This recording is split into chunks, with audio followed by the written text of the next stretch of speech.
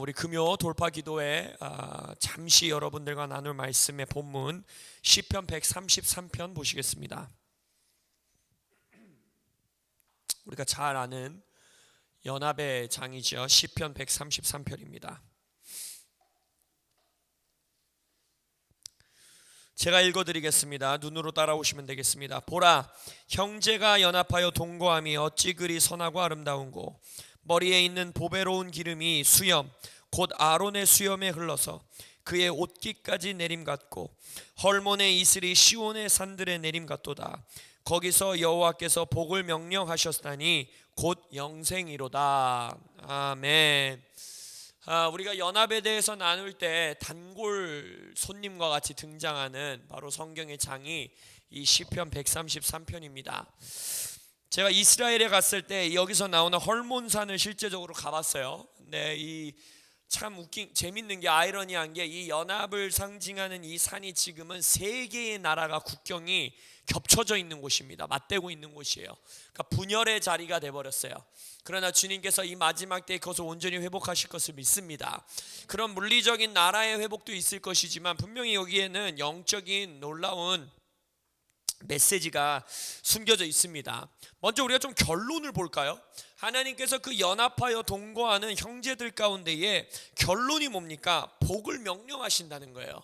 이것은 하나님이 명령하시는 복입니다. 반드시 임하는 복이고 반드시 이루어지는 복이에요. 근데 그 복의 정의가 뭡니까? 무슨 복을 명령하신대요? 곧 영생이로다, 영원한 생명이다 라고 말합니다. 여기서 영원한 생명에 있어서 영원하다라는 이 히브리 원어는 올람이라는 단어입니다. 올람.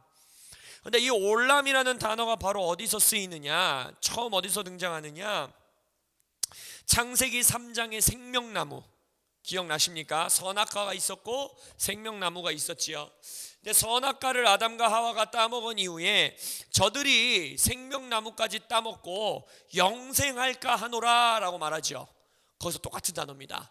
영원히 살까 하노라 라고 말한 그 단어가 올람, 영원하다라는 그 단어가 영원히 산다, 그 영원한이라는 올람이라는 단어가 바로 거기서 등장합니다. 그래서 원래 하나님께서 이 인류가, 인간이 따먹길 원했던 열매가 뭐예요? 생명나무 열매였어요. 근데 그들은 그것을 주님이 이 백성에게 허락하신 올람 생명, 영원한 생명의 열매를 따먹지 않고 성과 악을 알게 하는, 내가 이 땅에, 내가 내 삶의 주인이 되기 원하는 열매를 따먹게 되지요.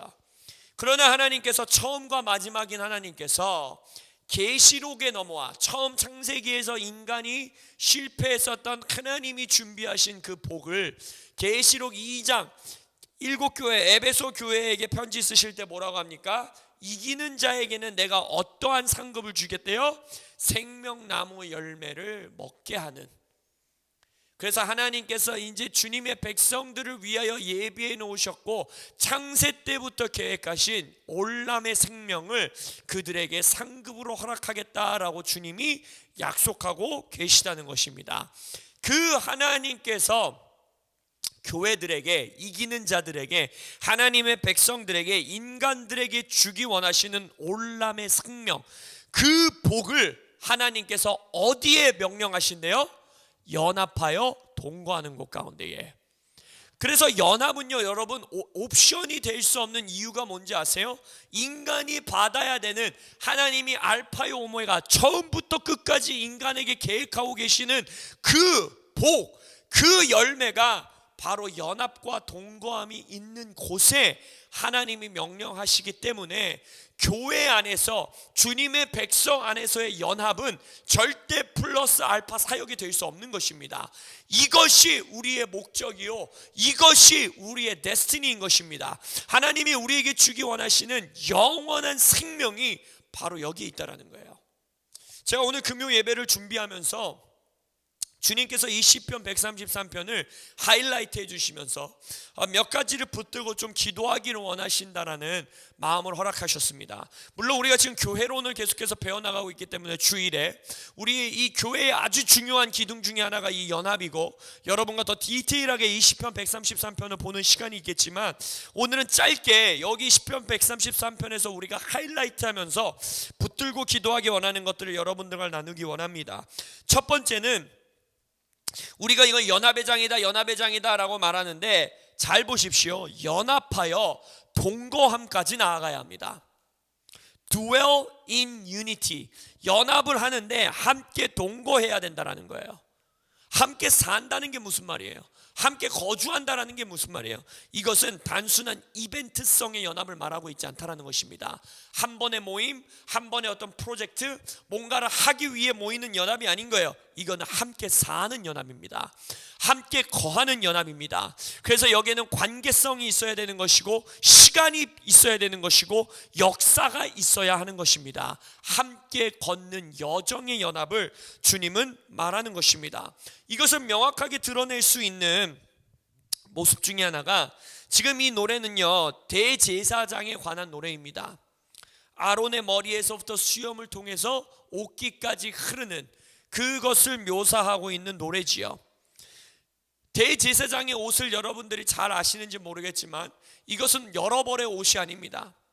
대제사장이 되는 자는 이전의 대제사장으로부터 아버지의 옷을 물려받습니다.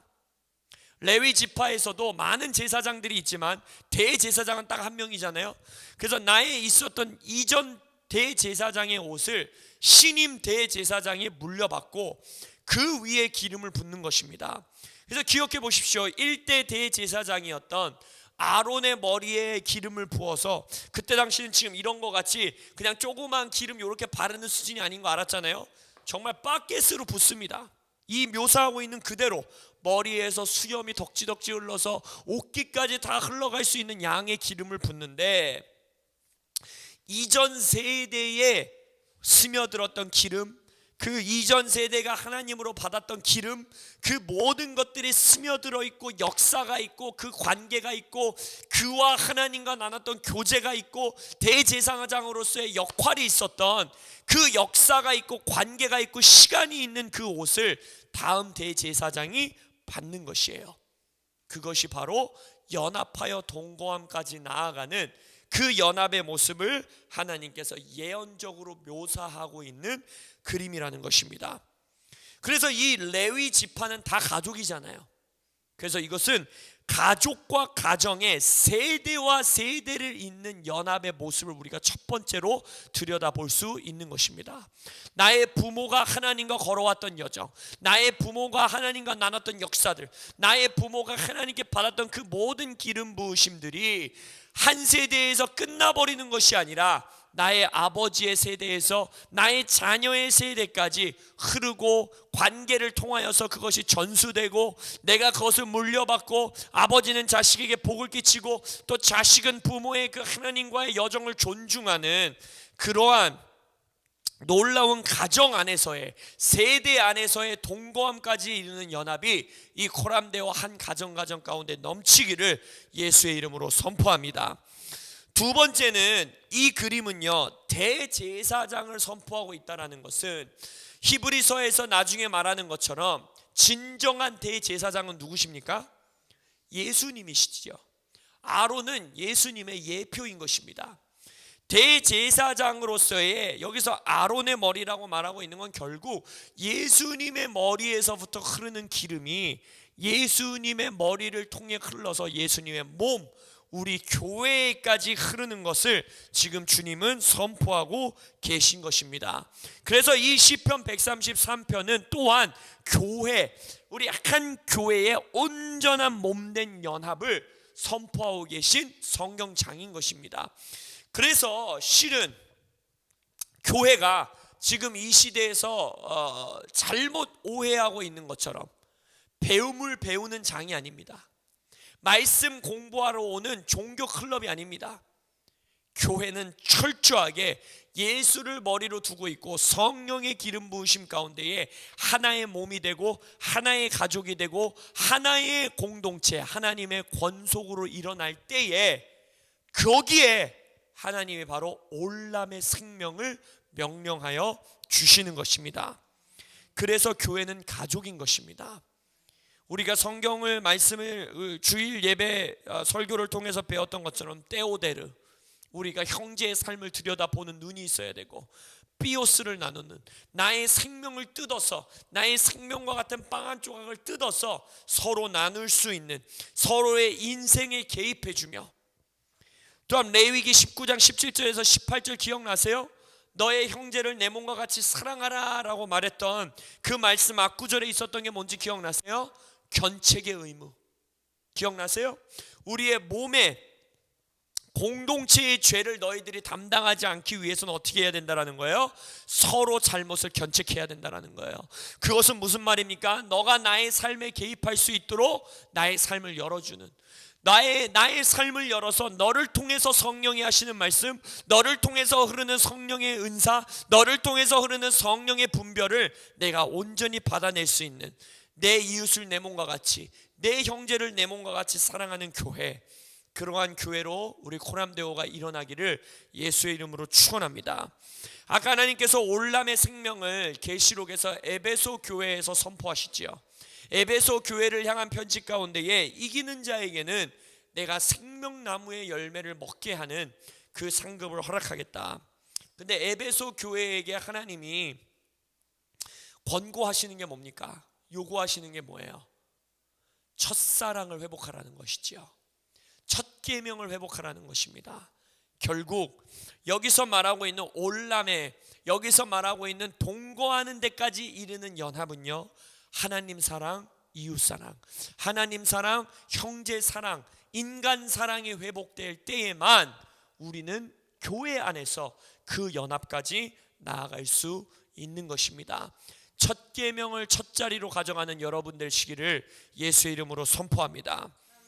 마지막으로 우리가 붙들며 나아가기 원하는 또 이 말씀의 하이라이트 하는 것은 바로 여기서 1절, 형제가 연합하여 동거함이 어찌 그리 선하고 아름다운고, 바로 복수형 brothers, 복수형 단어를 쓰고 있다는 것입니다.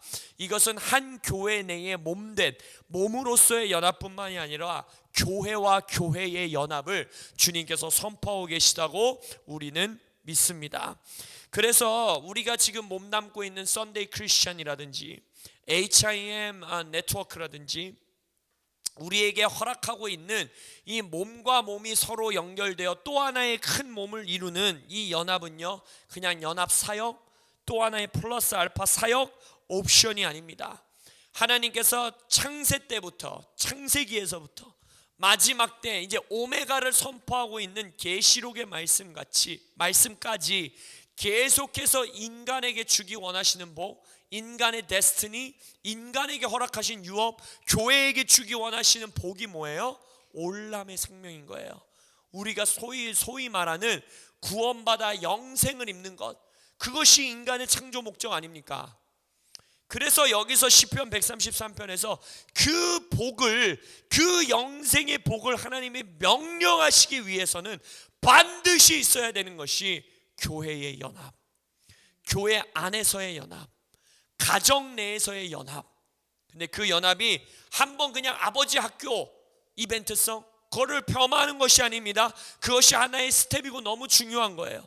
어떠한 컨퍼런스를 위해서 교회들이 모이는 거, 어떠한 수련회를 위해서 교회들이 모이는 거 너무 귀하지요.